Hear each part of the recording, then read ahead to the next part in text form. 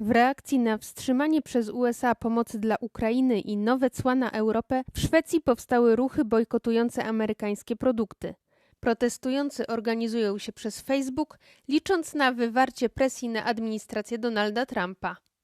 Jedna z grup liczy już 70 000 członków. För mig så börjar det faktiskt med att jag behövde agera. När jag inte får rösta i det amerikanska valet, när jag inte kan demonstrera på gatorna i USA, då känner jag att jag måste göra någonting.